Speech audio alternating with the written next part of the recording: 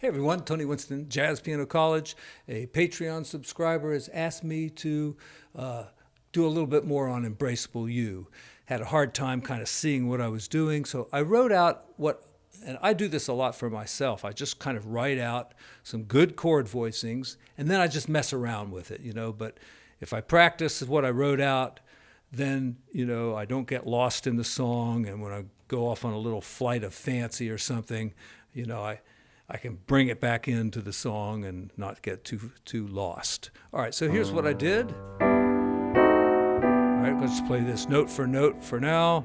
I'm going to stop and talk about it a little bit because of copyright. And now I did not write the chords on this chart, so you'll have to figure out what chord I'm doing. Write them in yourself. All right, A minor.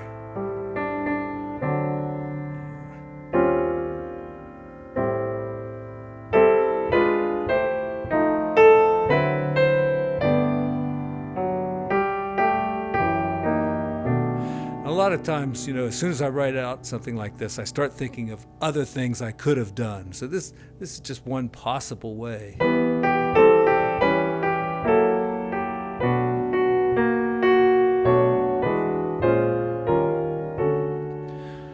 Yeah, so if I want to use those chords, this is a good way to lead into that D major seventh,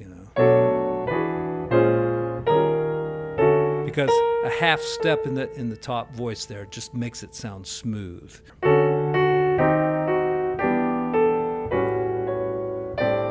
Right there, put your thumb over those two notes. And this is just something I added when I was writing it out. E flat major seventh.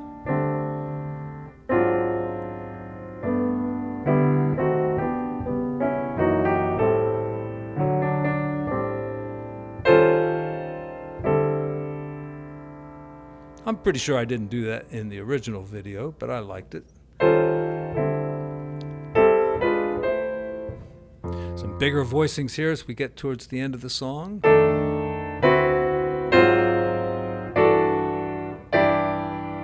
we go. And you could do octaves here in the left hand. Might be better. And then some smaller voices in there.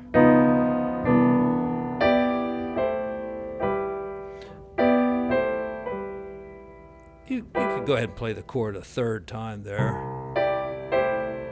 like that if you want to. All right, don't forget the key signature. It's F sharp down there.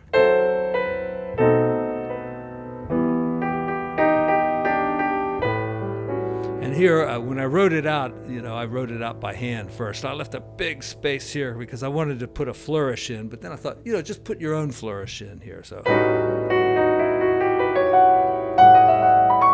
I'm working on this riff here. So you gotta put your thumb on a black key, then do the rootless voicing like this, or just part of it. And then from 5 to 1, this is the hard part.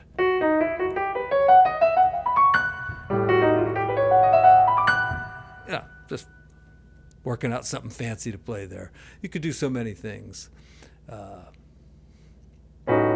Just play the chord again up there, maybe. Now, if you can't reach this, you could change it to that. Or, I don't know what else you could do. And here, I didn't write any turnaround because there's just so many things you could do. You could play something very simple using scale tone chords, E minor, A minor, and D seventh. Play around on those chords. And back to the beginning of the song, you could use more dominant chords in there.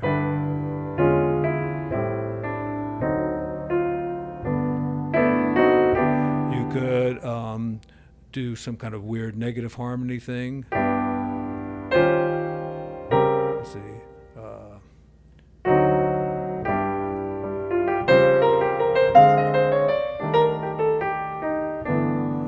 right.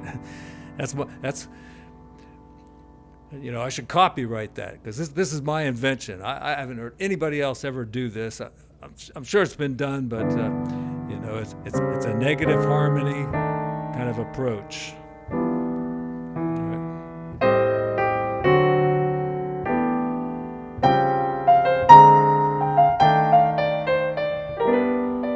To me, that sounds as good as any 3-6-2-5. It kind of comes from this. You know, where you, instead of going to the 6, you go to the flat 6. No, flat 6. Then follow that to there, and then to the D. Or you could even do this.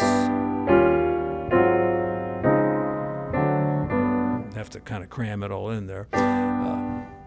You know, you could use some rootless voicings.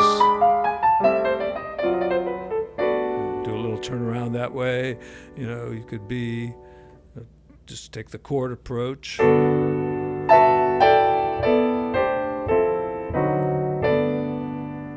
could get crazier. You know, it's a 1-6-2-5. There's just a million possibilities. You could leave out the 6th chord, do one whole measure of G to A minor and D.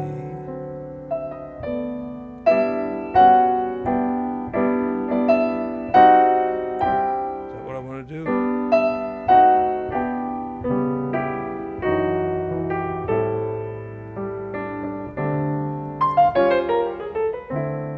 So, yeah, I use my chord there, but put it in my left hand.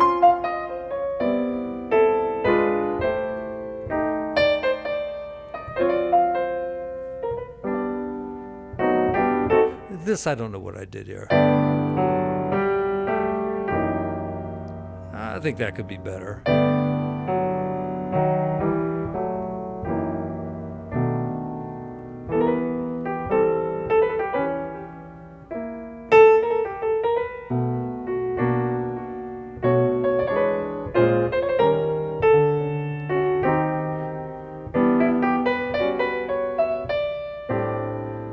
See, I messed around, but I had something to come back to. So that's how I use these charts.